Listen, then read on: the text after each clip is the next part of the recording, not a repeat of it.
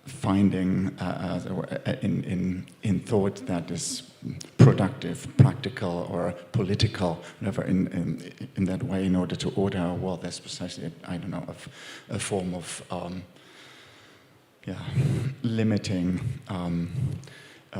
that sphere. And that is, I think, something that then may set us free, as it were, to think intelligibly and sensibly about some of the questions, without thinking that now things will go well if we think right. Then, All right, thank you. Does anyone else have an immediate response to what others have said or commented on? If not, I have a question for you. And it's, to go back to what I was trying to say earlier, if we, at least on this podium, if we at least agree that it's not too late for Hegel, but is it too late for us? What I wanted to ask was, Hegel, as we all know, was deeply influenced by the French Revolution. That sort of world event really deeply resonated in him. It happened when he was not fully 19 years old. It was really a world-shattering event for both him personally and for the world in generally. And we are standing here at the square of the French Revolution, as Zdravko pointed out in the very beginning. And so I was just wondering, are we up for a revolution today? Do we think that we live in a perfect society? And to be more concrete, to be very specific, what do you think about events like Black Lives Matter? What do you think about the protests for emancipation, which may seem abstract and very typically American? Maybe here in Eastern Europe, we don't have so much connection to that, but we nevertheless sense that there is something, perhaps, world-shattering going on. So I suppose what I'm asking is, what do we feel, how do we see those events? Is this just sort of things that need to be easily put in order, that all this unrest will simply subside from itself? Or do we believe that this sort of emancipatory struggle has a potential to profoundly change our world? So I suppose what I'm asking is there another revolution possible after the French Revolution, which shaped Hegel's mind? Frank? Well, I can't speak to possibility, but I mean, maybe one thing one could say to start off about a kind of historical comparability, right? So the French Revolution happened, and it happened in a way that ultimately ended in terror, and the terror that even turned against those who started the terror. So the subject, the protagonists of the revolution became the objects and the victims of the revolution themselves. And, well, I mean, the 20th century had its share of attempted revolutions, or even of victorious revolutions, right? I mean, Russia is not, 100-something years ago, but almost, right? And it was victorious in the sense that it was a revolution, right? I mean, the Bolsheviks took over the state, and it didn't end well. And something similar happened in China, and this complicates, I think, the historical framework in a certain way. So Marx was able to claim at one point that what happened after all the ridiculous events with Napoleon's cousin and so forth in the 18th Brumaire and the coup d'etat in France, that finally in the Paris Commune was the finally found political form to organize the emancipation of the workers. That is what Marx literally says, right? The finally found political form in which to organize the emancipation of the workers. So he was speaking about the Paris Commune in a similar way than Hegel was about the problem posed by the French Revolution. It was a problem of how to organize the problem was in what formal way to organize the freedom of pretty much everyone. right, that is so drastically unnatural that it can't rely on simply natural given properties and so forth. So maybe one can learn something about, because the account you get of pretty much all revolutions, and then it's a longish debate. I mean, Jean-Claude Milnet, for example, would say there is only the French Revolution, and the Russian Revolution is not a proper revolution, because in some sense it repeated things of the French Revolution in one way or the other. The Chinese Revolution, and also because Lenin himself believed he solved the problem that the Paris Commune couldn't solve, right? I mean, the problem of the Paris Commune was it didn't last long, right? It was smashed. And then this is what Lenin was occupied with. This is why he invented the party, right? I mean, the party is in some sense the answer, the formal answer to the problem, historical problem posed then by the finally found political form that was the Paris Commune. But then the solution generated problems that were much greater than the problem solved in some sense, right? And so one can learn from this, I think, about when we're talking about emancipation and structural, necessary, fundamental structural change, just in brackets, it would be a longer discussion if the US has a revolutionary tradition. I mean, depends on what we make of the American Revolution, I think, right? I mean, that is, and hence, if that kind of structural change has any precedent in the US, in that rigidity. But what we can learn, taking this into account, of how to not organize emancipation.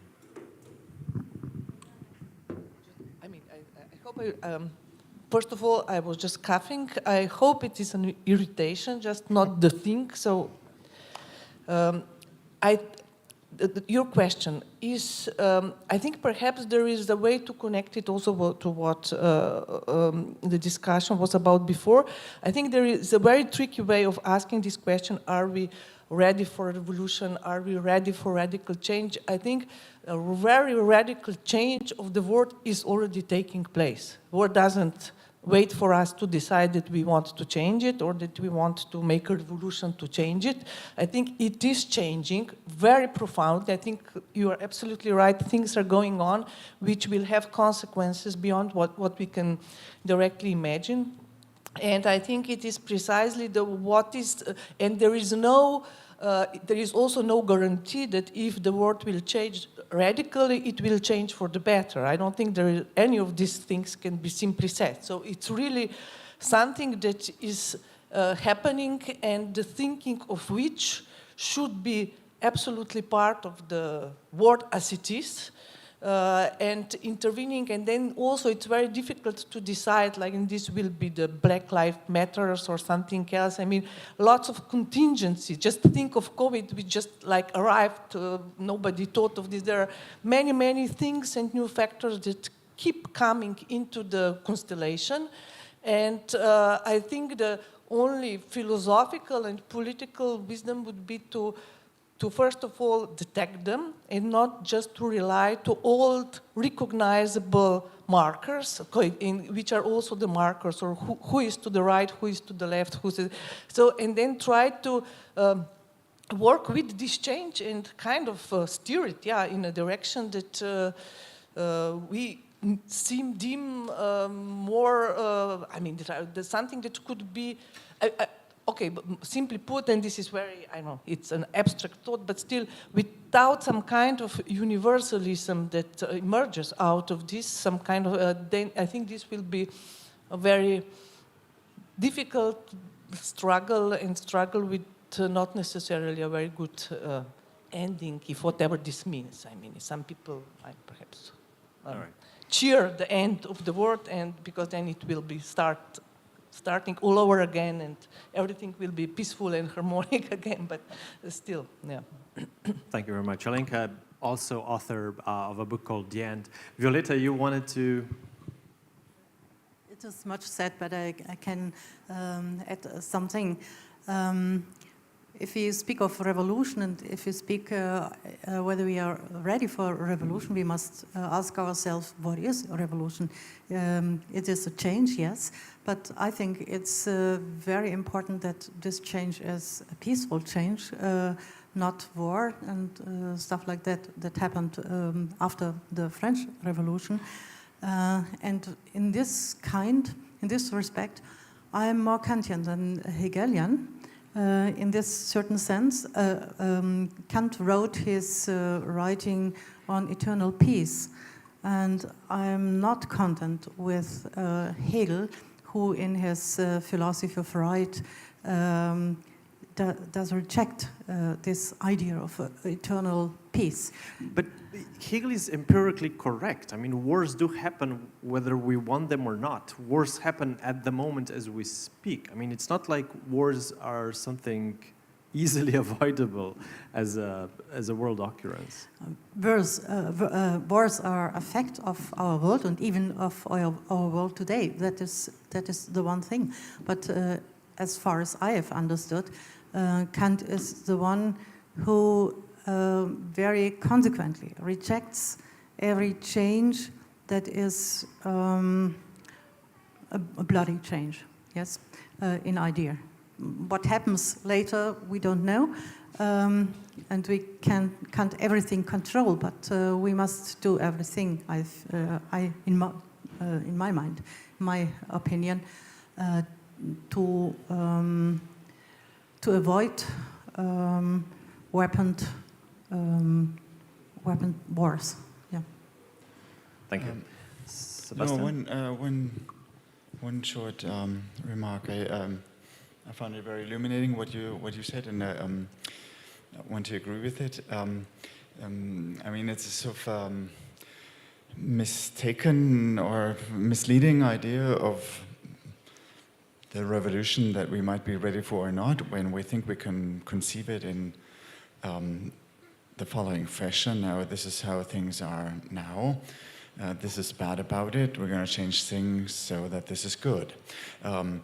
So that this is not a revolution. I mean, this is, and I think the French Revolution can, in retrospect, perhaps be described as a resolution of a specific problem, but it is a revolution insofar as it's completely unknowable how it's sort of the total reversal, as it were, of a world, both of spirit and therewith of human metabolism with nature, as well, is taken place or has taken place. I mean, we may say this or that is going badly. I don't know. Police in the US shoot black people, but this of itself is sort of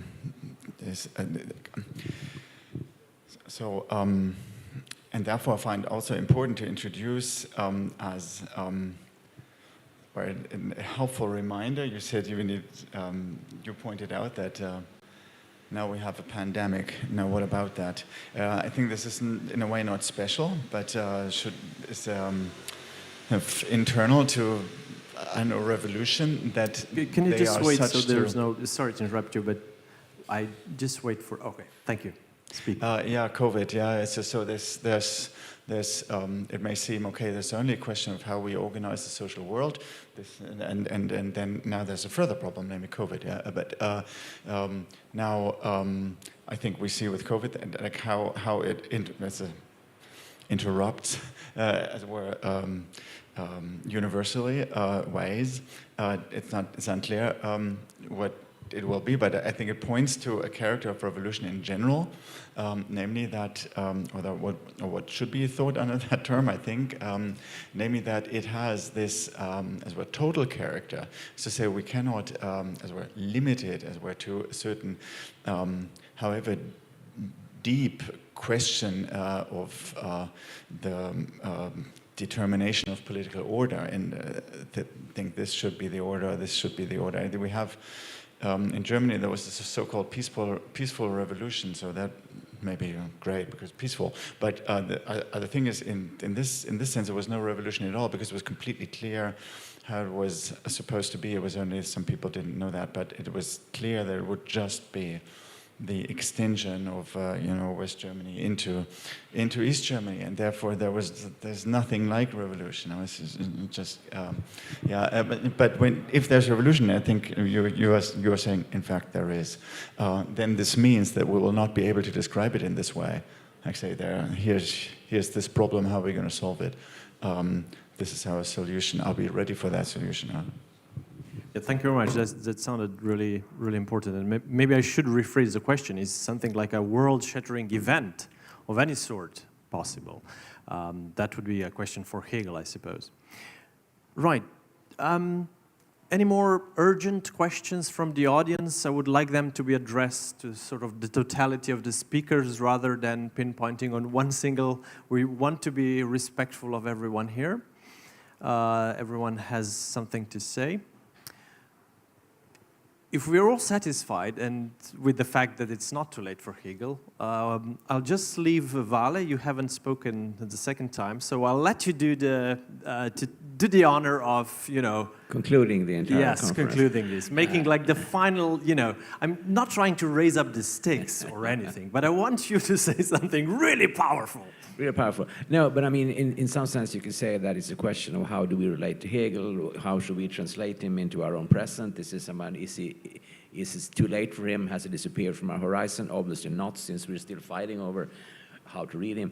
I'm going to say two things, and they are contradictory, obviously, because we talk about Hegel. The first thing, I recall having a discussion with Sweden's greatest translator of Plato.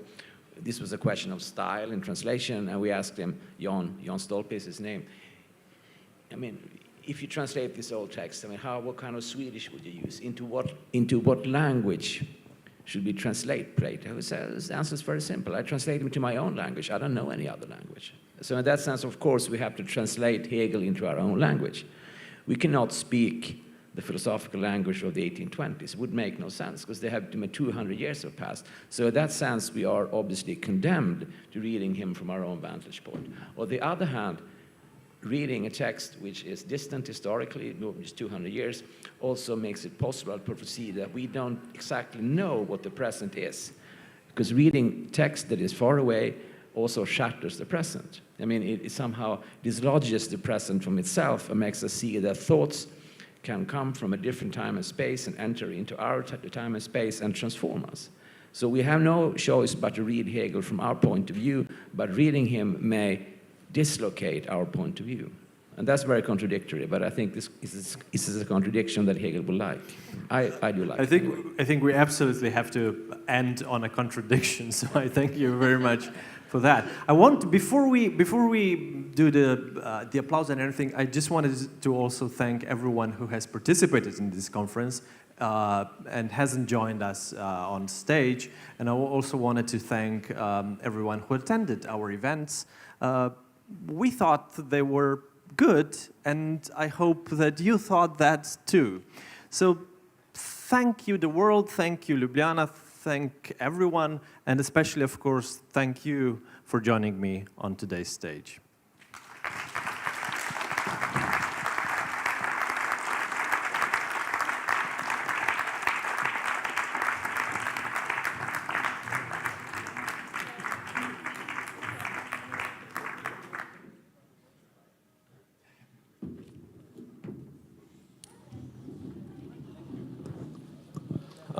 Gregor, hvala, thank you for all participants.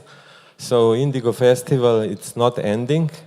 Hegel Seminar Conference is ending, and once again, everything good to all participants. I must just say that now we have opening in 5-10 minutes of Toni Ursler exhibition in Match Gallery, se pravi imamo otvoritev v galeriji Žigalica.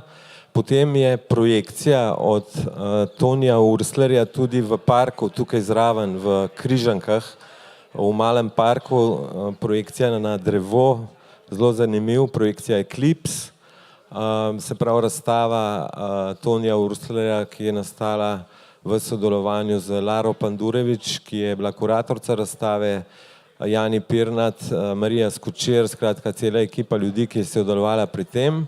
In jaz bi vas kasneje vabil tudi na druženje na trgu, kjer bo mali VJing pa glasba.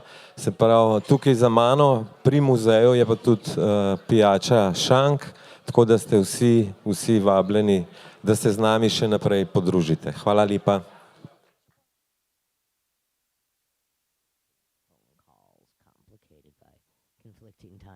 It was bound to be a little bit awkward.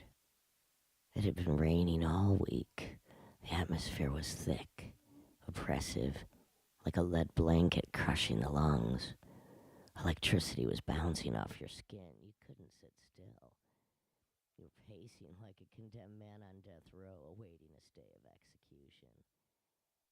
It was our first date, but did it really feel like it was your last night on Earth?